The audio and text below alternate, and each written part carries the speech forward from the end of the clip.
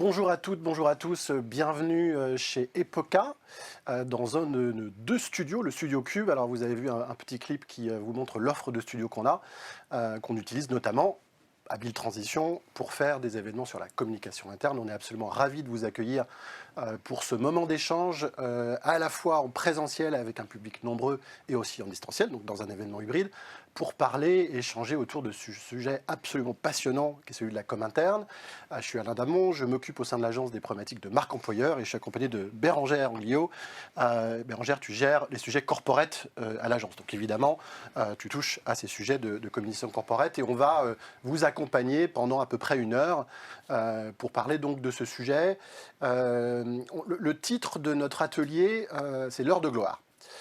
On a fait cet atelier l'année dernière et le titre était le même avec une petite différence. Il y avait un point d'interrogation après l'heure de gloire.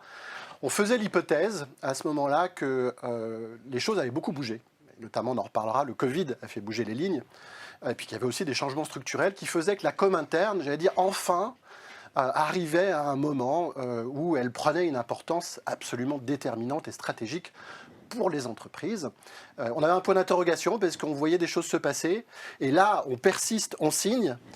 Et on est sûr que l'heure de gloire, enfin, de la communication interne est arrivée. Alors, on ne va pas pouvoir, en 1 heure, tout regarder, tout toucher. On va essayer de vous partager nos observations, donner des perspectives, quelques éclairages, vous donner des exemples aussi, essayer de parler de ce nouveau paradigme, de ces nouveaux enjeux de la com interne, et puis essayer de vous donner modestement quelques clés de succès pour faire en sorte que la com interne réussisse tous les nouveaux challenges qu'elle vit aujourd'hui. Je voudrais débuter par parler de cette nouvelle donne-là, avec un petit retour en arrière. Premier élément, la communication de façon large, interne, externe, sur toutes les parties prenantes, devient de plus en plus stratégique. Ce n'est pas nouveau, ça continue. Quand on demande aujourd'hui, c'est une étude Gartner au Chief Communication Officer, donc au patron de la com, s'ils considèrent que le rôle est de plus en plus important, de plus en plus stratégique, qu'ils ont de plus en plus d'influence, ils disent oui. La com interne fait partie de ça. Mais il y a quelque chose qui s'est passé sur la com interne, évidemment d'important. Alors, la crise Covid, ça a été compliqué pour beaucoup. Ça a eu un effet positif, ça a eu plusieurs effets positifs sans doute, mais ça a eu un effet positif sur la com interne parce que tout d'un coup, le sujet de la com interne, et pour certains d'entre vous ici dans le public, vous avez sans doute vécu ça, la com interne devenait le sujet principal. Il fallait rassurer, embarquer, parler de sécurité, donner des signes que l'entreprise elle continuait. L'information n'était pas simplement un nice to have, mais devenait hyper importante pour tous ces salariés qui étaient dans une grande période d'inquiétude. Donc la com interne devenait un sujet clé. Et puis il s'est passé quelque chose au même moment, c'est que les CODIR, les CEO, les patrons, pour certains, se sont rendus compte qu'ils avaient un service com interne, auquel ils n'avaient pas nécessairement besoin de parler 1 fois par an pour les vœux ou regarder de temps en temps le magazine interne ou l'intranet ou les newsletters, mais ils se sont rendus compte que c'était important et ils sont devenus des incarnations, pour beaucoup, pas tous, mais pour beaucoup, des incarnations de la com interne. C'est des exemples du PDG de Saint-Gobain, de Sébastien Bazin, d'accord, mais il y en a beaucoup d'autres qui, pour certains, étaient assez discrets et qui sont mis à faire des vidéos à l'interne pour dire, voilà, regardez, on est là, on continue, on compte sur vous. Et ils ont sans doute changé leur regard sur la com interne. Et puis, autre élément, c'est que la com interne est devenue à ce moment-là plus qu'avant. En tout cas, il y a eu une accélération du sujet com interne devenant un sujet de com externe. Puisqu'en fait, on a commencé à parler de sujets internes à l'extérieur, et ça, ces tendances, elles restent. Donc, on en reparlera d'ailleurs, les frontières entre la com interne et la com externe sont en train de disparaître. Vous voyez là Pierre-André de Chalindin, le PDG de Saint-Gobain. On l'a mis à l'honneur parce que vous verrez, on a fait 2 campagnes notamment chez Epoca pour lui, avec un changement de paradigme flagrant. Je fais un petit teaser, on vous les présentera tout à l'heure. Les équipes com internes ont relevé le challenge globalement. Je pense qu'elles ont été sur le pont. Ce n'était pas évident parce que la pression était quand même assez colossale quand il y a la pression qui vient du haut. Et puis il y avait des salariés en bas qui étaient extrêmement inquiets, extrêmement demandeurs. Il y a eu plein d'initiatives, et certains d'entre vous sans doute l'ont fait, des newsletters qui ont été adaptés, des paroles de collaborateurs qui ont été mises en avant, beaucoup d'initiatives qui ont été encouragées. Donc, un regard qui change, un rôle stratégique, des équipes com internes qui s'y mettent. Donc tout ça, ça a changé la donne. Et puis après, le Covid disparaît, ou en tout cas petit à petit. Mais là, il faut réenclencher, il faut réembarquer, avec des objectifs de transformation qui ne sont pas arrêtés, qui ont peut-être été un peu en pause quand même, parce que c'était plus compliqué. Mais le grand rattrapage de la transformation, évidemment, il continue de façon extrêmement forte. Donc on n'est pas simplement dans du conjoncturelle avec des choses qui ont changé un tout petit peu et on revient à l'ancienne. Non, la com interne est devenue maintenant un véritable sujet stratégique. Je vois que mon micro est en train je le mets ici, j'espère qu'on m'entend bien, mais c'est en train de tomber dans tous les sens.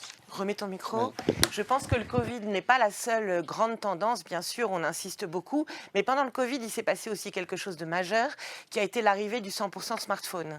L'arrivée du 100% smartphone a eu un grand impact également sur la com interne, avec l'arrivée sur le smartphone parfois professionnel des salariés, des réseaux sociaux de l'entreprise, voire même parfois des outils de com interne. On en reparlera parce que ça pose la question des leviers pour aller chercher des populations qui ne sont pas connectées tous les jours sur leur laptop.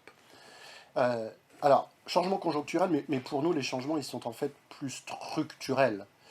Et ils sont là pour durer, parce que le sujet de la transformation des entreprises, c'est devenu presque un marronnier, et on n'est pas dans des transformations cosmétiques, on est dans des transformations de fond, sur des business qui sont en train de se disrupter, sur des mouvements très très forts des entreprises qui sont en train de bouger énormément, parfois même de changer de business model.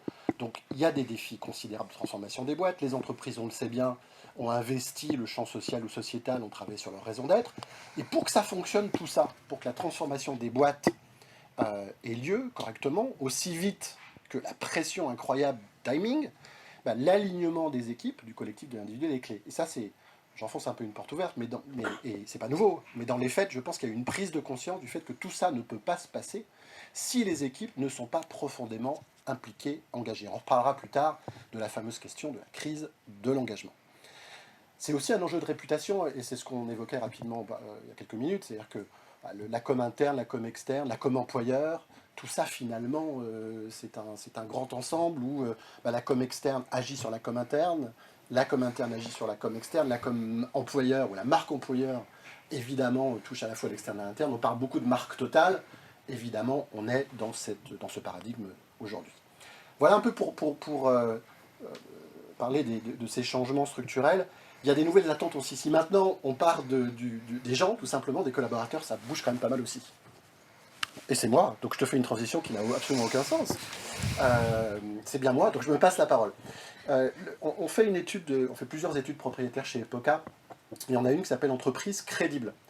Certains d'entre vous peut-être la connaissent. Depuis 5 ans maintenant, on interroge à peu près 5000 personnes, des Français, des Françaises tout simplement, et on essaie de comprendre ce qui crée la crédibilité du discours des entreprises. Qu'est-ce qu'ils vont faire? Qu'est-ce qui va faire que les Français croient à ce que l'entreprise dit? Qu'est-ce qui va créer la confiance? Qu'est-ce qui va évidemment, derrière, contribuer à la réputation de l'entreprise? Les premiers sujets qui ressortent, et on voit une forte augmentation récente, les premiers sujets qui ressortent, c'est une attente des Français pour que les entreprises prennent la parole, pas juste sur leurs produits, pas juste sur l'innovation, mais sur des sujets qui sont des sujets internes. Les conditions de travail, le télétravail, le bien-être au travail, tout ça, ça fait partie des premières attentes des Français. Donc la com interne, ce qui va se jouer, est un levier de réputation et une attente des Français aujourd'hui. Le rapport de force est inversé. Moi qui traite les sujets marque employeur à l'agence, on en parle évidemment beaucoup. Ce sont les candidats qui ont pris le pouvoir, qui ont pris la main, mais on peut aussi dire que ce sont les collaborateurs qui ont pris la main. Donc cette prise de pouvoir, évidemment, c'est enclenché, c'est passé. Et donc la com interne est face à un défi considérable, face à des candidats, mais des collaborateurs qui, globalement, décident. On voit des taux de démission qui sont en train d'augmenter dans pas mal d'entreprises. Hein. C'est compliqué de retenir, la rétention est compliquée, c'est aussi de plus en plus compliqué d'engager.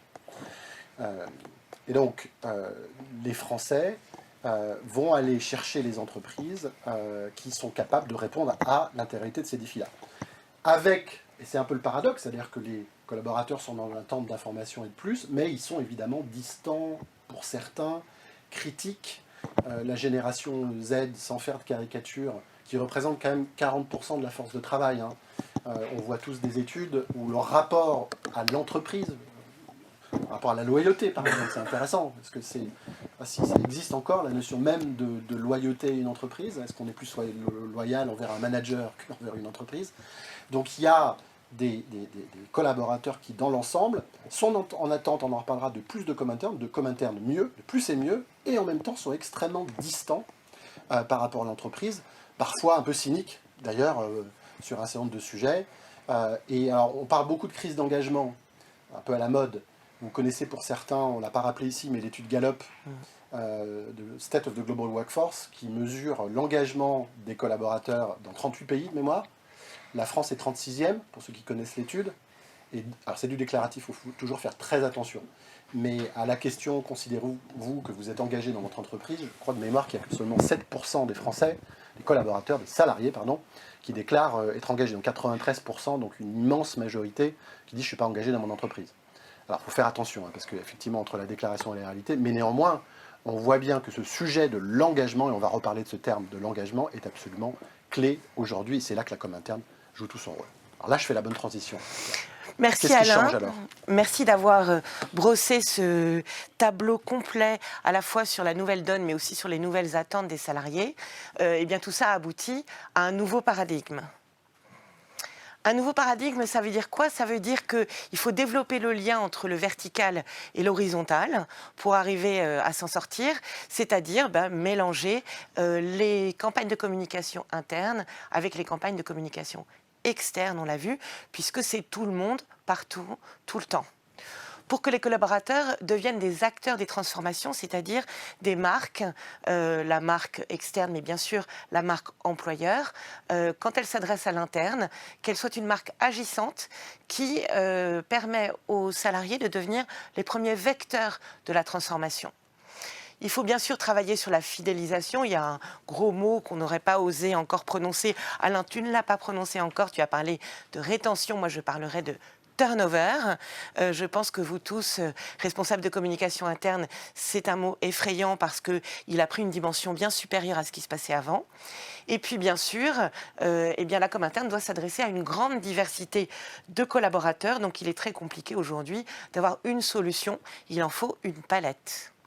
Alors, je voulais vous montrer, vous allez voir qu'on va étayer notre propos tout au long de cette session, des campagnes EPOCA, puisqu'EPOCA est très engagé dans la com interne, les campagnes marque employeur ou des stratégies de com externe, mais qui s'adressent aussi aux parties prenantes internes, puisque c'est la nouvelle tendance.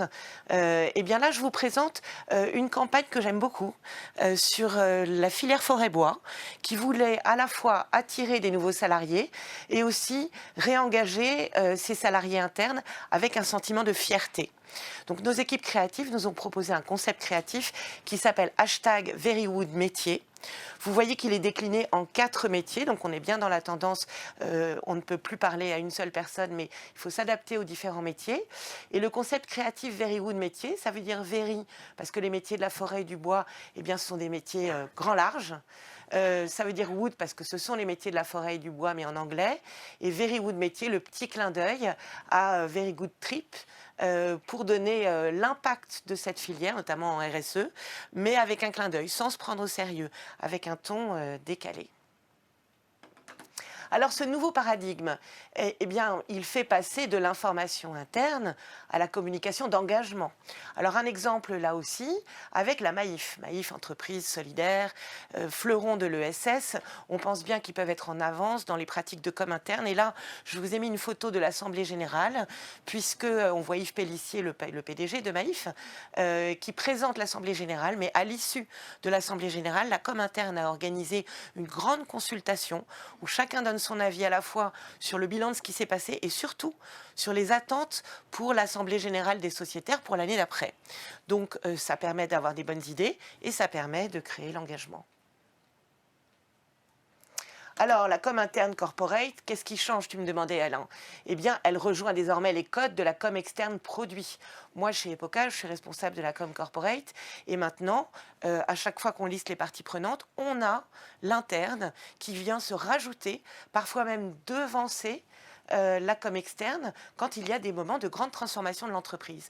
Alors, je vous avais promis un petit clin d'œil sur Saint-Gobain. Voilà Empower Innovation, qui est un super programme qu'a lancé Saint-Gobain pour impliquer l'ensemble de ses métiers. Là, on en voit 3. Sur l'innovation au cœur, en ADN de chacun de leurs métiers, pour encourager la transformation vers l'innovation transversale, avec, vous le voyez, des codes produits, beaucoup plus que des codes com internes. Alors, il y a un nouveau challenge, c'est de concevoir et déployer des idées et des dispositifs d'engagement qui permettent d'agir. Je parlais de marques agissantes, qui permettent de changer les comportements. Pour changer les comportements, encore Saint-Gobain, c'est la deuxième campagne de Saint-Gobain que je voulais illustrer. Eh bien, ils ont lancé Beyond Finance, because it's all about you, to face these changes successfully. Il y a un grand changement dans la finance qui est la digitalisation de la finance, qui va modifier un grand nombre d'emplois là-bas. Eh bien, le programme de Comintern a permis de montrer que non pas ça allait réduire les emplois, mais que ça allait les transformer de tâches administratives vers du temps libéré pour le terrain. Alors, peut-être un point important là-dessus, cette translation de la Comintern informationnelle à une communication d'engagement dont la mission n'est pas juste d'informer, mais de faire changer, bouger les lignes et changer des comportements, on se pose la question de la mesure de l'efficacité de la Comintern. Et on en reparlera un tout petit peu plus tard, mais les mesures classiques de comment on mesure l'efficacité, l'évaluation, ça va être un nombre de vues, un nombre de likes, une participation à un événement comme celui-ci. Si on est sur des changements de comportement, se pose la question traditionnelle de la com, c'est comment on arrive à savoir les 80-20 et on arrive à mesurer l'impact spécifique de la com sur des changements de comportement.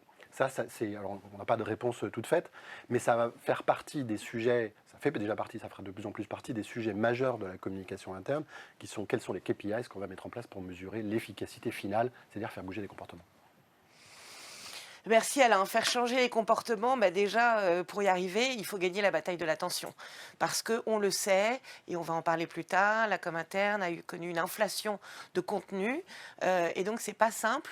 Quand la Comintern veut vraiment s'engager sur un message, s'engager sur un rendez-vous, c'est parfois brouillé dans un brouhaha de communication interne-externe. Donc, pour sortir de ce brouhaha, il faut catch-up, il faut capter cette attention. Là, je vous ai mis l'exemple de Daiichi Sankyo, qui est un laboratoire pharmaceutique très engagé dans la lutte contre le cancer du sein et de l'estomac. Daiichi Sankyo France a 2 fois par an un séminaire total de l'entreprise et ils nous ont demandé chez Epoca de leur constituer une marque uniquement pour le séminaire, ce qui est nouveau. Et une identité visuelle. Donc là, vous voyez Let's Bloom Together, parce qu'il se trouve que le fondateur de Daiichi Sankyo a fourni les arbres du Japon qui blooment dans le Blooming Day à Washington, en réconciliation Europe, États-Unis et Japon suite à la Seconde Guerre mondiale. Donc c'est un petit clin d'œil à l'historique très profond, un héritage, mais on l'a projeté dans une modernité. Et cet héritage moderne est le résultat sur l'affiche que vous voyez là. Je voudrais juste dire un petit mot là-dessus sur le plus et l'ennemi du bien, parce que j'ai moi, dans un passé récent, fait une mission au sein d'Epoca, mais en assistance à maîtrise d'ouvrage chez un gros groupe bancaire en Comintern. Donc moi, j'ai vu aussi les choses quotidiennement.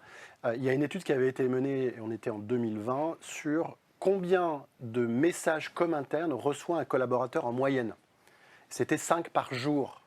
Ça ne veut pas dire qu'ils étaient tous gérés par le service Comintern, mais si on se met à la place d'un collaborateur, c'était de la Comintern, il en recevait de la Comintern, il en recevait de l'IT, il en recevait du manager, il en recevait des RH. Globalement, cette inflation-là, terrible, la même chose qu'un consommateur vit avec une inflation des messages publicitaires, elle pose des vraies questions, parce qu'en même temps, ils ont envie d'être informés, et en même temps, ils n'ont pas que ça à faire, les collaborateurs. Ils ont d'autres choses. Ils sont sursollicités tout le temps pour participer, pour faire des choses, pour être informés. Et le Covid a créé ça, en disant, il faut montrer que ça bouge. Et donc, la question, c'est comment on arrive à capter l'intérêt, à hiérarchiser aussi les messages. Quand on est bombardé de messages dans tous les sens, on ne fait plus de différence entre un message sympathique, peu important, et un message stratégique. Alors cette surabondance d'informations, merci Alain, que tu as bien décrite, eh bien elle est très paradoxale, puisqu'on observe malgré tout qu'un tiers des salariés estiment ne pas être bien informés. Alors là, c'est le comble. C'est le comble. Comment fait-on pour sortir de ce paradoxe ? Eh bien, c'est pas simple, puisque 50% seulement estiment que la direction communique suffisamment avec eux. Donc ça veut dire... En gros, ils veulent plus, mais moins. Enfin, donc, ils veulent plus, mais mieux. Mais mieux. Évidemment, ils veulent plus mais mieux. Alors plus mais mieux, comment on fait ? Eh bien, il y a des nouvelles conditions de succès. Alors ces nouvelles conditions de succès commencent par une communication interne qui est davantage propriétaire, et c'est Alain qui va vous décrire ce point. Alors, ces mots-là que vous voyez sur le slide, stratégie, récit, identité, valeur, c'est des mots qu'on emploie habituellement, surtout le mot récit, pour la com externe. Sinon, on travaille des plateformes de marque externe. la com interne doit finalement faire la même chose. Alors sans créer une plateforme de marque interne différente, évidemment il faut que ce soit bien aligné, mais réfléchir à une véritable stratégie de com interne. Parfois, on a le sentiment qu'on est plutôt dans une logique des très descendante de bon bah voilà, on a tant de messages à communiquer dans l'année. Et les patrons de com interne regardent avec les différentes divisions. On a des moments clés calendaires de l'entreprise, les vœux par exemple. Et puis on a de l'actualité de la boîte, des grands événements, rendez-vous.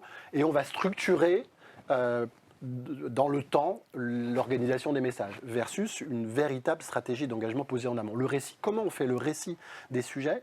Quel est le storytelling qu'on va faire? Quelle est l'identité? Tu commençais à montrer des exemples, on en montrera d'autres. Quelle est l'identité sans recréer des marques à chaque fois? Parce que là aussi, ça crée de l'inflation. Comment on gagne un tout petit peu en impact et en attention en utilisant finalement des méthodes de communication qui étaient jusqu'à maintenant plutôt appliquées sur la communication externe. Ça, c'est une photo de Seth Godin. Pour les anciens comme moi, vous vous souvenez peut-être de Seth Godin, qui est toujours là, et qui est un des grands gourous du marketing. Pas le temps de vous montrer la vidéo, mais qui dit très bien, et on pourra vous envoyer le lien, qui dit très bien, interviewé sur le sujet de la com interne notamment, qui dit très bien que les collaborateurs, qui sont des gens tout simplement, aiment qu'on leur raconte des choses, qu'on leur raconte des histoires. Et on verra quelques exemples plus tard, où finalement, on parlait de récit, la com interne doit être beaucoup plus dans le storytelling. Encore une fois, c'est pas être juste sur de l'information factuelle avec 2-3 petits trucs, mais essayer de raconter, de projeter, d'embarquer le plus possible dans ces histoires-là. Alors pour y arriver aussi, Alain vous a promis quelques recettes de succès et qu'on soit bien concret.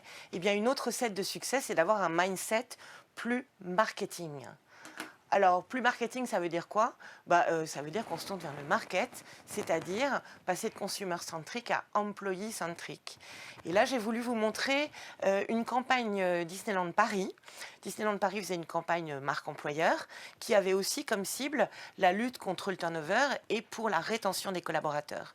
Et on voit que, au même titre que pour un consumer, on a une CVP, c'est-à-dire une Consumer Value Proposition, eh bien, les slogans de cette campagne sont un « J'invente », novlangue, un EVP, un Employee Value Proposition, c'est-à-dire une campagne qui est centrée sur le bénéfice employé de travailler chez Disneyland Paris. On a aussi des codes, j'en discutais avec certains d'entre vous dans le public ce matin. On a des codes qui s'adressent à la com interne, mais qui ont la qualité d'une com externe. Et ça change d'un peu du do-it-yourself qui était souvent l'apanage de la com interne il y a quelques années, un peu le parent pauvre de la communication. Et bien là, Disneyland Paris a mis le paquet. Alors, des objectifs d'engagement en marketing, ça veut dire quoi? Ça veut dire la méthode des personas. Puisque maintenant, et nous on l'observe beaucoup chez Epoca, la plupart des marques font appel à des agences pour leur com interne, eh bien nous arrivons avec nos méthodes d'agence, c'est-à-dire les personas, donc des employés types, et il y en a parfois une palanquée. On travaille actuellement pour la Haute Autorité de Santé, on a 17 personas. Donc on voit que la segmentation devient de plus en plus fine pour des stratégies opérationnelles de levier et de messaging. On croit beaucoup à ça, ça demande du temps. Alors, on en fait pas nécessairement toujours 17, mais en tout cas l'idée de se dire que les messages doivent être adaptés, comme c'est le cas lorsqu'on parle à des consommateurs ou à des publics externes, doivent être adaptés tout en restant cohérents pour utiliser des leviers de conviction différents selon des publics qui peuvent être des segments en fonction des métiers qu'ils font. On l'évoquait avant sur le mobile, il y a aussi des populations dans certaines entreprises qui sont sur le terrain, qui sont agents de maintenance, qui sont en usine, qui n'ont évidemment pas le même rapport à l'entreprise, qui ne vont pas être engagés sur les mêmes choses. Et donc il faut, à partir de ces personnes-là, ensuite faire un travail un peu en dentelle en fait, pour aller adapter un message d'ensemble sur des publics un peu différents. Everybody or somebody, je te laisserai expliquer l'exemple, mais l'idée c'est de dire, et ça revient aussi à la mesure de l'efficacité de la com interne, est-ce que la com interne a vocation à essayer d'engager tout le monde? Vaste tâche quand même, parce qu'on sait que dans une entreprise, pour simplifier, on va avoir des très engagés qui de toute façon sont des fans et seront toujours là pour être impliqués, pour participer à des démarches collectives par exemple. À l'opposé, on va avoir des gens qui ne le sont pas, qui restent, qui parfois sont déjà dans leur tête un peu partis, mais pour beaucoup qui continuent à bosser, mais qui n'ont aucune envie de s'impliquer plus dans le monde de l'entreprise. Ça peut être un effet générationnel ou une histoire personnelle. Et puis il y a tout au milieu une partie des gens qui peuvent passer du bon côté, passer du côté obscur au côté plutôt positif de la force, et être engagé. Et donc se pose la question du ciblage des audiences qu'on va chercher. Faut-il essayer de parler à tout le monde, ou faut-il de faire un travail, c'est pas évident, pour aller chercher ceux qui ne sont pas hostiles, sur lesquels ça ne sert à rien de faire du boulot, et aller faire pencher du bon côté de la balance ceux qui, a priori, seraient prêts à être un peu engagés. Alors, comme le dit Alain, il y a les cibles iconiques, il y a les cibles captives, il y a les cibles hostiles. Donc, cette segmentation fine pousse nos créatifs dans l'agence à proposer des campagnes qui sont d'abord déclinées en plusieurs key visuals, plusieurs affiches, mais aussi à fixer une seule personne sur l'affiche. Alors là, vous allez me dire, c'est pas une personne, c'est un animal. Effectivement, on ne manque pas d'idées créatives. Pour Uniformation, qui est l'OPCO de la cohésion sociale, donc tous les métiers de la cohésion sociale, eh bien pour les inciter à essayer la formation et à se former en tant que salariés, ils avaient un souci puisqu'ils ont 40% des entreprises qui ne poussent pas leurs salariés à se former. Et donc ils nous ont demandé de créer, comme d'habitude, un choc de considération, mais qui interpelle la personne humaine et non pas son organisation, puisque maintenant on a le compte personnel de formation. Et donc, on leur a choisi un bestiaire et on a transformé ici, on l'a choisi pour vous. Évidemment, j'ai pris l'exemple des ressources humaines, mais il y a aussi les communicants, il y a aussi les comptables, les fonctions support, etc. Mais les ressources humaines, vous verrez donc comment vous avez été incarné dans ce bestiaire. Alors, passer du one size fits all à la personnalisation, c'est l'essence même du marketing. Donc, bien sûr, beaucoup d'entre vous l'ont déjà engagé dans leurs différentes campagnes. Mais comme le disait Alain tout à l'heure, la technicité du marketing externe sur l'interne, eh bien c'est l'IA.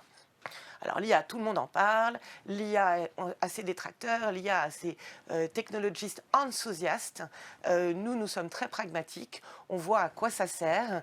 Et là, je prendrai l'exemple de L'Oréal. Alors, pardon, je ne vous ai pas mis l'affiche de L'Oréal, mais vous voyez, malgré tout, pour L'Oréal, on a travaillé sur un projet qui s'appelle One Profile.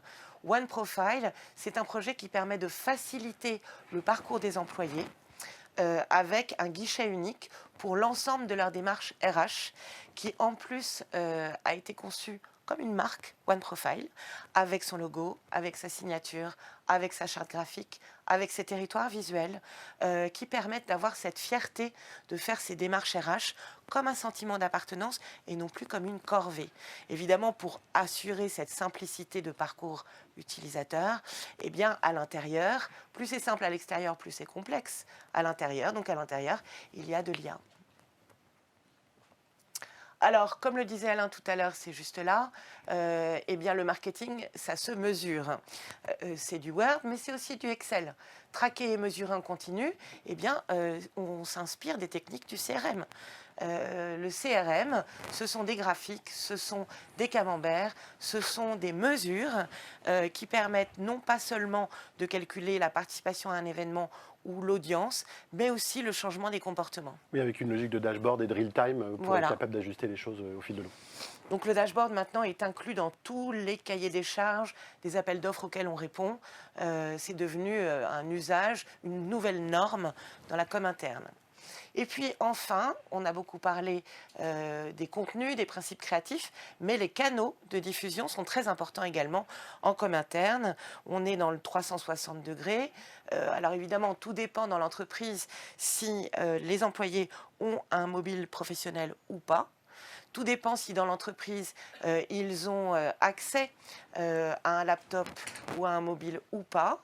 Je prends l'exemple de STG, qui est une entreprise de transport logistique, issue de Bretagne, mais qui est France entière. Transport logistique à température dirigée. Ils ont sur 2000 salariés, ils ont presque la moitié de chauffeurs. Donc les chauffeurs n'ont pas de mobile professionnel et n'ont pas de laptop, mais ils sont en train d'être équipés de mobiles professionnels. Et donc pour STG, on est en train de travailler la marque employeur et la fierté d'être chauffeur avec des modules vidéo d'interviews de chauffeurs et d'anecdotes de chauffeurs. Les modules vidéo se prêtent mal au laptop, ils n'en ont pas. Donc ils vont être diffusés sur des écrans dans les salles de repos. Et quand ils vont être équipés de mobiles, ils vont être directement diffusés sur les mobiles. D'où l'importance d'être mobile first et non pas audience first. Mobile first, ça veut dire, vous le savez, en technologie, eh bien, des contenus qui sont consultés à 80-90% sur le mobile. Ouais, sur ce point de l'AI, sujet évidemment qu'on suit beaucoup, j'en profite pour vous dire que on va organiser dans les semaines à venir un atelier dédié sur le sujet de la marque employeur et de l'intelligence artificielle, qui n'est pas nouvelle par ailleurs, hein, l'intelligence artificielle, sauf que ça bouge effectivement beaucoup.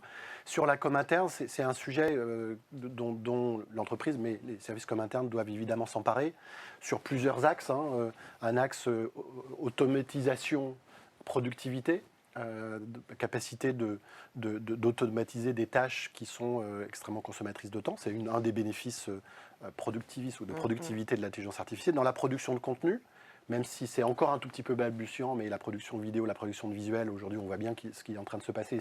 C'est que le début et permettra, alors ça ne veut pas dire qu'il n'y aura pas besoin d'agence et d'intelligence humaine pour rajouter ces touches créatives, mais néanmoins, on est capable de faire des choses extrêmement intéressantes. Et puis, il y a un sujet de personnalisation. Le sujet de la newsletter, qui est un des piliers classiques de la com interne. Moi, je n'ai pas une seule discussion où on ne me dit pas notre newsletter, il faudrait la refaire. Ou est-ce que ça fonctionne bien? Elles sont la plupart du temps très génériques, donnant la même information à tout le monde. Il se trouve que tout le monde n'a pas les mêmes besoins ou les mêmes envies. Et là, l'utilisation de techniques d'IA génératif permet de faire des choses assez incroyables. Les bots, les chatbots, sont relativement peu utilisés en com interne. Nous, on travaille sur ces sujets-là en ce moment, c'est comment on utilise des bots dédiés à la com interne, mais qui d'ailleurs peuvent aussi marcher en com externe, hein, pour être capable de, tout au long du parcours collaborateur, par exemple, travailler sur l'onboarding, travailler sur la connaissance d'une organisation, mettre en avant un certain nombre de programmes. Là, il y a des champs d'investigation et d'innovation extrêmement intéressants, donc qui croisent donc productivité, qualité des contenus et personnalisation. Alors, évidemment, le marketing est important et la technologie vient le percuter, mais comme le disait Alain, il n'y a pas que la technologie dans la vie. L'humain compte, la sémantique compte, le vocabulaire, la syntaxe. Non, je ne suis pas réac, mais je crois beaucoup à la puissance des mots, c'est normal, je suis une communicante, et je vais laisser Alain vous expliquer ces nouveaux langages qui viennent étayer la com interne. Alors, le premier point, mais qui est un vrai challenge, nous semble-t-il, sur la com interne, c'est passer d'une logique, on parlait de passer du descendant, et on en parlera un peu au collectif, la com interne, traditionnellement, a toujours été dans une logique plutôt de contrôle. Voilà, c'est les messages qui venaient du haut, hein, on faisait descendre les messages, et puis je pense que vous l'avez tous, ou beaucoup d'entre vous l'ont vécu, des multiples allers-retours pour être sûr que la virgule est au bon endroit, et que tout le monde est dans l'œil de Moscou, ou en tout cas respecte toutes les règles qui ont été données, ce qui d'ailleurs n'aidait pas à aller très très vite sur des sujets. La crise qu'on a vécue a libéré d'une certaine manière la parole, parce que, on en parlait rapidement, il fallait autoriser, encourager les initiatives ici et là, plus spontanées, plus naturelles, en laissant un peu de liberté aux collaborateurs pour qu'ils s'expriment. En fait, ce qui s'est passé sur la marque corporate, on a bien senti quand même que la marque n'était pas la propriétaire d'une entreprise, mais était la propriété d'une certaine manière des consommateurs qui se l'appropriaient, qui faisaient du contenu, qui bougeaient les logos. La com interne devient un tout petit peu comme ça. Comment fait-on, et c'est une logique de changement de mindset en fait, pas simplement de technique, comment fait-on pour encourager cette liberté de ton, ce lâcher-prise, des initiatives formidables qui vont être prises par un collaborateur qui a déjà envie de lancer ça, en évitant que ça parte dans tous les sens et en allant à l'effet inverse on parlait d'inflation, sur des trucs qui se multiplient et qui évidemment seront trop divergents. Donc cet enjeu-là, il est compliqué. Alors comment fait-on? Moi j'ai un exemple. Alors je reviens avec ma forêt et mon bois. Filière forêt-bois, qu'on a accompagnée tout au long de l'année, nous dit, évidemment, si nous, les organisations professionnelles, nous prenons la parole, on est un peu has-been. On n'est pas dans notre époque, comme dirait Epoca. Donc comment on peut faire pour avoir un discours qui est persuasif sur l'interne, pour empêcher le turnover et le manque de fidélisation des salariés qui sont attirés par les lumières de la ville et qui quittent ces métiers essentiellement ruraux. On leur a proposé un programme d'ambassadorat interne.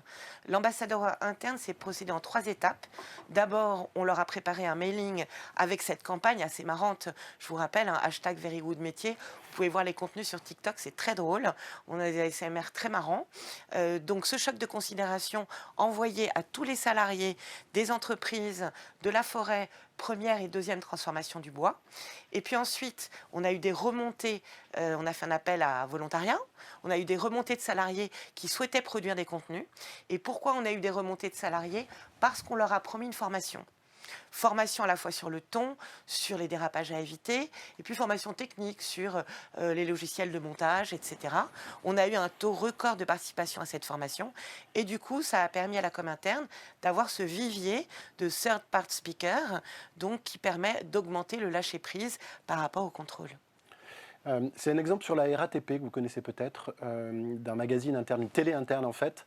Alors la télé interne, c'est pas nouveau, hein, mais ce qui est intéressant dans ce cas-là, je trouve, c'est l'idée que là, pour le coup, la parole a été libérée. On a dit aux collaborateurs, exprimez à la fois vos envies, vos rêves, mais aussi vos questionnements, pour être gentil, mais aussi vos problèmes, les choses qui vous embêtent. Donc on sent bien quand même que, de façon très générale, il y a une libération de la parole des collaborateurs des entreprises. C'est aussi lié au rapport de force qui change, hein. Quand on est dans un rapport de force qui est en faveur des collaborateurs, eh ben effectivement, on va plus écouter les collaborateurs dans des démarches collectives, mais aussi tout simplement en laissant la parole agir un tout petit peu. Je n'ai pas nécessairement le temps de vous montrer ça. Des Ask Me Anything, ça c'est un exemple sur un client américain, sur HubSpot, mais il y en a beaucoup, hein. Là, on est à la croisée de l'externe à l'interne, où la démarche client de se dire « allez-y, posez-moi des questions, on est là », on sent qu'elle s'applique aussi de plus en plus à la partie interne, où on est dans une logique de transparence, de « allez-y, posez-nous des questions, on est là pour répondre », et pas simplement dans un discours totalement contrôlé. Ça, c'est un exemple dont tu voulais parler. Alors, et pardon, avant de te laisser la parole, ça, c'est une tendance qu'on voit sur le corporate de façon très large, qui est justement d'être un peu moins corpo et d'être un peu plus humain, un peu plus dans la vraie vie. Ça se voit dans les langages de communication corporate, mais aussi dans la com interne. Alors, plus insightful, pardon pour encore ce mot anglais, mais on est dans le marketing, donc on a le droit, on a dit. Insightful, tout simplement, il faut écouter la pensée profonde des gens à qui on s'adresse. Alors là, on est dans une campagne externe, mais qui, à mon avis, préfigure les campagnes internes. On a YouTube qui dit parfois, moins de YouTube, c'est mieux. Alors qu'évidemment, YouTube a envie de dire plus de YouTube, c'est mieux, mais ils entendent qu'il y a une saturation avec trop de messages, trop de contenu et trop de temps passé sur les écrans. Et donc, ils préfèrent devancer ça. On l'a vu sur ADP également. Augustin de Romanet, le président de ADP, qui dit moins d'avions, c'est mieux, alors qu'il est président d'Aéroports de Paris. Donc, on voit qu'il y a une sincérité, une authenticité dans le discours, qui est une des clés de succès, hein, puisque cette partie, c'est de vous donner des tips.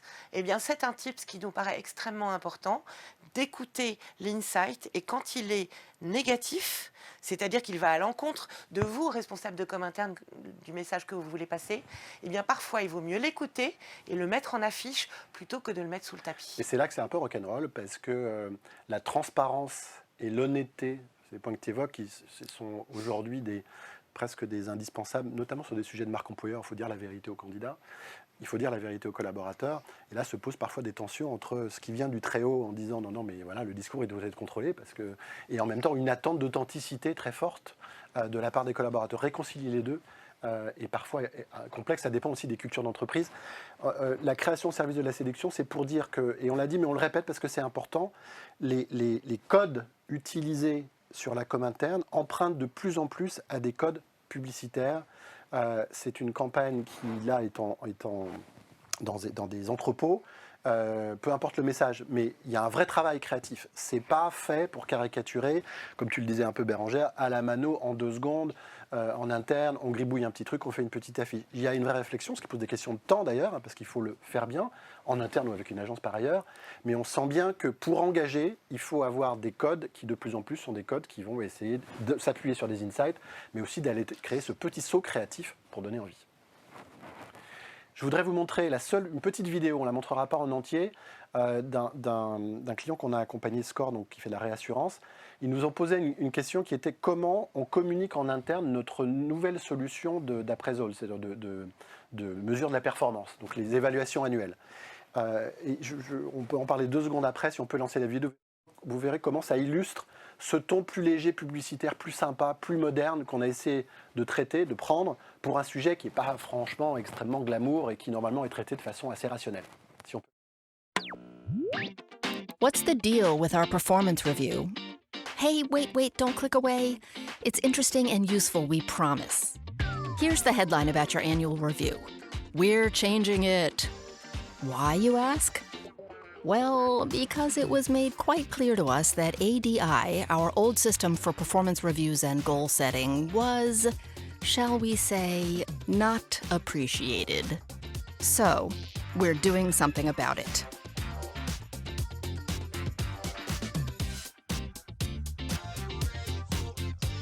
SCORE is in the middle of a major transformation, right? Well, get ready to take the wheel of your career, folks. Because as part of this transformation, we added a new feature to our SCORE and Me platform that will help make performance reviews more straightforward, more transparent, and more meaningful. And we're sure you agree. Straightforward, good. Transparent, good. Meaningful, good. Concretely, there will be more moments of La vidéo, parce que voilà, je pense que vous voyez le principe, on utilise des gifs, on est plutôt dans la complicité. On dit aussi, par rapport au point qu'on mentionnait, qu'on dit la vérité, globalement les gens détestaient le système préalable. Voilà, ça c'est un exemple dans une culture d'entreprise qui n'est pas nécessairement une culture très funky, on va dire, de pouvoir se saisir de ces codes-là pour parler de sujets qui ne sont pas forcément les sujets les plus engageants en eux-mêmes, sur lesquels on aurait eu traditionnellement tendance à faire un courrier ou une lettre de façon un tout petit peu protocolaire en disant voilà, notre système d'évaluation change. On pense qu'on s'oriente de plus en plus vers ce type de discours, ce qui demande effectivement de travailler pas mal en amont. Alors, merci Alain pour la petite vidéo, ça nous fait une respiration, ça fait du bien. On a bien conscience que cet atelier est assez dense. Pardon pour les tips que vous connaissiez déjà, mais je pense que là, vous allez découvrir également quelques trucs et astuces qui permettent de repimper une com interne et de la mettre dans les tendances actuelles par les nouveaux leviers. Alors, bon, tout le monde connaît ça, l'ère du nudge, Eric Singler, nudge management, c'est-à-dire l'application des techniques du nudge au management. Alors, je rappelle l'origine des techniques du nudge.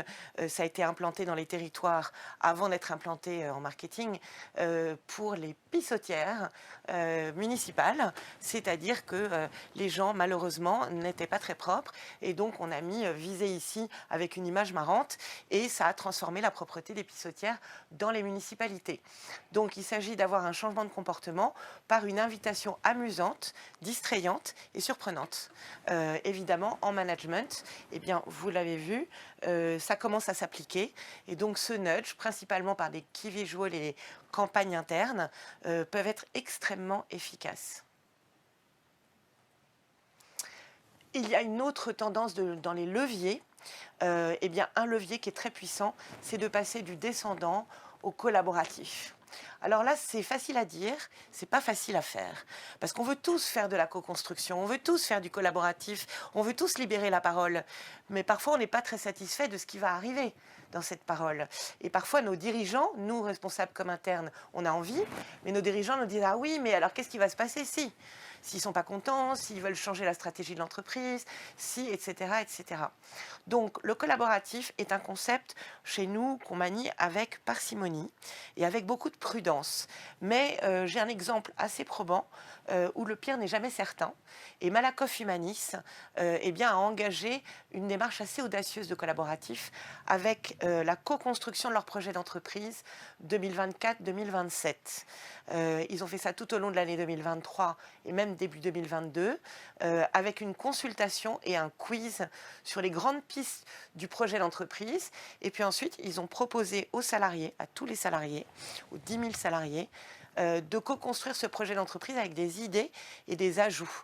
Et ensuite, par un système d'audience majoritaire, eh bien, ils ont pu sélectionner des bonnes idées. Ils n'ont eu aucun bad buzz. Je crois que tu cites tu as dit parcimonie ou pincette, je crois que c'est très important. Les programmes collaboratifs d'embarquement des collaborateurs en demande de contribuer, ce n'est pas nécessairement nouveau. C'est un exemple que Allianz a pu faire pour inventer l'assurance du futur. Et il y en a beaucoup, on a vu fleurir ça il y a quelques années, alors que les premières réflexions sur l'engagement des collaborateurs commençaient. Si on se met du point de vue du top de l'entreprise, il y a des risques. Si on se met du point de vue du collaborateur, on peut être aussi, on parlait d'inflation, dans un moment on dit on me demande toujours plus tous les jours, on me demande de bosser plus vite, et en plus on me demande de participer à du collaboratif. Et parfois on voit justement des effets d'annonce qui derrière donnent pas grand-chose parce qu'on n'a pas nécessairement bien fait la communication et parce qu'il y a une sursollicitation pour participer, pour être ambassadeur. Le mot ambassadeur, moi je ne connais pas une entreprise aujourd'hui qui n'a pas ici ou là des ambassadeurs. Souvent, il y a des ambassadeurs et puis au bout de 3 mois, les ambassadeurs, il y en a 90% qui sont inactifs. Donc il y a un vrai sujet de communication, mais pas seulement. Il y a un sujet de est-ce que ça ne vaut pas mieux d'avoir moins de participants mais d'être sûr qu'ils seront plus impliqués, et aussi dans le dur, en RH, de se dire, est-ce que la participation à un programme collectif d'importance, je ne parle pas juste de donner son avis sur un intranet, ne devrait pas être prise en compte dans l'évaluation, dans le temps du collaborateur, où il a passé 5-10% de son temps, et donc faire partie de son évaluation.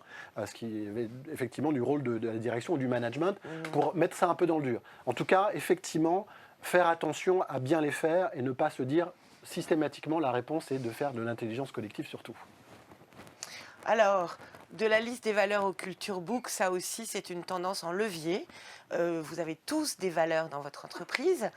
Vous n'avez pas encore tous un Culture Book et on va vous donner 2 exemples pour vous montrer la différence. Oui, c'est l'exemple sur Criteo, mais le Culture Book, pour la petite histoire, si vous connaissez Zappos aux États-Unis, alors ils n'ont pas été les premiers à le faire, mais pendant des années, ils faisaient un Culture Book différent chaque année. Le Culture Book, c'est une façon de raconter, on parlait de storytelling, de donner à voir, de raconter la culture d'une entreprise pour sortir des 4 valeurs classiques du genre bienveillant, autonome, innovant et audacieux, mais de raconter, de faire témoigner des collaborateurs dans un objet, alors qui peut vivre physiquement et de façon digitale, un objet engageant qui va servir à la valorisation des collaborateurs, qui va servir au onboarding pour les nouveaux, mais qui va aussi servir d'outil de recrutement, parce que c'est une formidable façon de raconter l'entreprise. Netflix le fait, et on l'a fait nous de notre côté, notamment pour Criteo, et on est en train de le faire pour d'autres clients. Alors, de l'intranet à la plateforme collaborative, on pense tous à Yammer, évidemment. La plateforme collaborative, ce sont les nouveaux usages, ce sont les nouveaux codes. Et la plateforme collaborative, c'est un outil technologique, mais ça peut être aussi, donc toujours le collaboratif, comme le disait Alain, qui, si on ne souhaite pas, si on a peur de l'étendre à l'ensemble des salariés, qu'on peut au moins réserver en management. Et je voudrais faire un petit point là-dessus, une petite pause, avec 2 exemples de collaboratifs intra-managers. On a Séquence. L'entreprise Séquence, c'est la filiale d'Action Logement, bien connue sur le HLM. Séquence est donc leur filiale sur l'Île-de-France. Et ils ont souhaité faire une action collaborative sur la culture d'entreprise avec uniquement une direction, qu'ils appellent chez eux la DGA2I, et uniquement les managers de cette direction. Donc au final, ça faisait 100 personnes, ce qui est un groupe assez manageable quand on veut faire du collaboratif physique, parce que le collaboratif, c'est pas que technologique, ça peut être présentiel aussi. Et donc on les a accompagnés sur une journée complète d'ateliers, avec l'ensemble des sujets de com interne qui étaient concernés. Et à l'issue, ils ont sorti un petit livre bleu, pas un Culture Book, mais un vadémécum du salarié, à la fois pour l'onboarding, mais aussi pour les salariés dans leur vie de tous les jours, sur les grands enjeux de l'appartenance à Séquence et des facteurs d'adhésion. Donc je trouve que cet exemple est très parlant. On l'a vu également avec Valeo, qui est en pleine transformation d'un métier d'infrastructure et d'équipementier automobile vers un métier de service et de tech. Et donc pour accompagner cette transformation, ils ont fait un séminaire de communication avec uniquement les managers et mélangé comme interne comme externe. Je trouve que c'est très parlant également. Absolument, et sur le sujet, on pourrait faire un atelier dédié aux intranets et à la migration et aux enjeux que certains d'entre vous vivent sans doute sur parfois des outils qui sont antidiluviens, où les taux d'usage ne sont pas à la hauteur de ce qui avait été vendu, des outils qui viennent du global pour les grandes entreprises qui doivent être adaptés localement. Voilà, c'est un sujet effectivement en part entière. Un petit mot, en accélérant un peu, il nous reste 10 petites minutes sur l'éco-conception. Alors je vais aller vite là-dessus et c'est dommage parce que le sujet chez Epoca, on le prend très au sérieux. Vous connaissez peut-être les engagements d'Epoca en RSE, je ne vais pas les rappeler parce qu'on n'a pas le temps, mais je vous invite à les découvrir sur notre site internet. L'éco-conception, c'est quoi ? Eh bien, c'est un engagement chez Epoca de diffuser une culture bas carbone chez nos clients. Et pour diffuser cette culture bas carbone, nous vous proposons 4 étapes. La première étape, c'est de mesurer l'empreinte carbone de chacune de ces actions. Pour la mesurer, il y a beaucoup d'outils maintenant de start-up comme Bilobay, comme DECA, comme l'AACC, comme l'UDM. Donc nous travaillons avec l'ensemble des solutions de la place dans des circonstances privilégiées qui nous permettent d'avoir ce petit camembert à droite, conception, production, diffusion d'une action de communication. Eh bien, nous savons vous calculer l'empreinte carbone précise. Ensuite, on identifie des leviers d'amélioration en étape 2. En étape 3, on se fixe une trajectoire de réduction. Par exemple, encore une fois, la Maïf, pour son magazine interne, a calculé l'empreinte carbone de son magazine. C'est fixé 30% de réduction d'empreinte carbone pour le magazine suivant. Et puis, évidemment, en 4, et la Maïf l'a fait, communiquer sur son engagement. On sait à quel point les millennials et la Gen Z sont sensibles à ce type de démarche de responsabilité. Dernière partie sur les impacts que ça a sur la fonction même, sur les jobs, sur les services comme internes, avec des remarques ou des perspectives sur ce sujet-là. Alors la bonne nouvelle de cette lumière qui est faite sur la com interne et cette dimension beaucoup plus stratégique qui est reconnue comme telle, c'est qu'il y a donc une forte exposition et considération des équipes en interne, mais aussi sans doute en externe. Peut-être que la fonction com interne n'était pas aussi bien valorisée à l'externe auprès de candidats qu'un rôle de com externe. Je ne suis pas sûr qu'il y ait beaucoup de vocations majoritairement pour être patron de la com interne, pour plein de raisons qu'on a évoquées. Ça, c'est en train de bouger. En tout cas, on espère que c'est en train de bouger, parce qu'effectivement, je pense que vous l'avez senti, on est convaincu que les challenges sont assez incroyables. Donc, on fait l'hypothèse que de plus en plus, les vocations seront là pour aller travailler la com interne, et donc que la fonction deviendra de plus en plus attractive pour l'externe, mais aussi pour l'interne. On sait bien que dans les services de com interne, on a parfois des gens qui ont fait d'autres choses dans la boîte, et qui bougent parfois à un moment de leur carrière.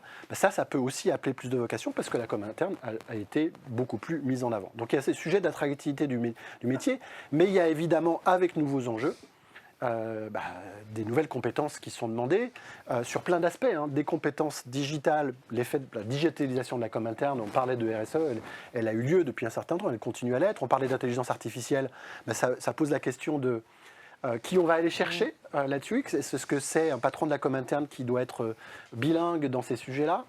Des compétences aussi de travailler en équipe, on en parlera parce qu'on sort des silos. Des compétences presque aussi de change management, de compréhension. On parlait de nudge marketing. Donc tout d'un coup, le niveau quand même monte un tout petit peu, ce qui pose aussi des questions de formation en interne sur les équipes comme internes. Oui, Alain, et puis il y a évidemment, comme vous le voyez à l'écran, un gros besoin de compétences RSE. Donc à la fois environnementale, sociale, sociétale. Les exigences sont toujours accrues et malgré tout, la formation est assez faible sur ce niveau. Donc RSE, quel numéro de téléphone? C'est pas simple. Je prends ici l'exemple d'une réponse de com interne que je trouve particulièrement, c'est mon chouchou, voilà. C'est mon exemple préféré de la présentation. Veolia a préparé pour l'interne et ensuite ils l'ont développé aussi sur l'externe, tellement c'était bien, un quiz qui s'appelle Culture Green, pour devenir un collab sur la transformation écologique. Et vous verrez si vous y allez, et je vous y invite, parce que c'est vraiment marrant, que Culture Green n'est pas un faux quiz. Et je pense que certains responsables de com interne pourront partager mon clin d'œil. On a tous fait des faux quiz, des trucs un peu rapides où il y a quelque chose à gagner, mais c'est pas hyper marrant. Culture Green est vraiment éditorialisé, il est fait outsourcé et fait par des journalistes et des excellents éditorialistes. Et donc l'expérience utilisateur est vraiment satisfaisante, vraiment marrante et vraiment apprenante. Donc on parlait de compétences. L'autre enjeu de la com interne, c'est une meilleure intégration des équipes com internes, une meilleure intégration avec les autres disciplines. Ce qui n'est pas un nouveau sujet, c'est la collaboration de la com interne avec les autres disciplines, notamment de communication, mais pas que. Alors il y a autant de situations organisationnelles qu'il y a d'organisations. Parfois, la com interne est rattachée à la com externe, parfois elle est rattachée au RH, parfois on a des correspondants RH. Si on était capable de faire un mapping exact, on serait roi du monde.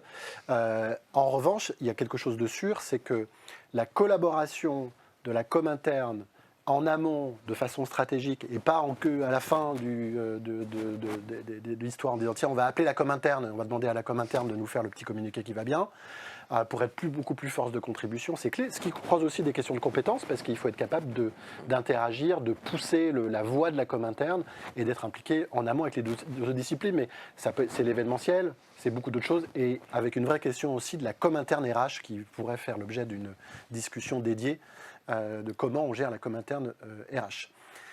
Alors nous, on suggère, et on arrive à la fin quasiment de la présentation, vous savez comment les titres de fonction disent aussi une réalité d'entreprise ou une réalité d'une époque. Est-ce que le patron de la com interne ne serait pas aussi le patron de l'engagement interne et externe? Ça existe déjà, hein, Chief Engagement Officer, qui en fait est une nouvelle façon d'appeler la com interne. On parlait d'attractivité de ces métiers-là à l'externe, c'est peut-être aussi une façon de le faire. En tout cas, il y a peut-être aussi toute une grammaire à revoir dans une com interne qui utilise parfois des éléments de langage un peu d'un autre temps. Pareil, le mot newsletter, est-ce qu'il faut le garder? Est-ce que ça correspond vraiment à ce que c'est? Si on se dit que l'engagement est le sujet clé, l'enjeu clé de la marque employeur, voilà, on peut réinventer aussi les codes qu'on va utiliser pour le décrire. Voilà, il n'y a pas que le Chief Happiness Manager comme nouveau titre, hein, on est d'accord, il y a des choses un peu plus solides et sérieuses. C'est clair. Alors, dernier slide, pour vous dire qu'on essaie de vous partager modestement notre vision, ce qu'on voit se passer, notre passion pour le sujet, quelques réalisations qu'on a pu faire. Proposition absolument honnête. Si vous voulez enclencher des choses avec nous, d'un premier pas, avec un principe d'audit flash ou sprint, en rentrant assez rapidement sur 3-4 semaines, peut-être 5, ça dépend d'autres facteurs, en se disant OK, où en êtes-vous aujourd'hui? Un diagnostic, on va opérer sur un certain nombre de dimensions. Est-ce que la communication interne est cohérente? Est-ce qu'elle est efficiente? Est-ce qu'elle crée les bons niveaux d'engagement? Comment sont les process sur l'organisation? Est-ce qu'elle est suffisamment innovante?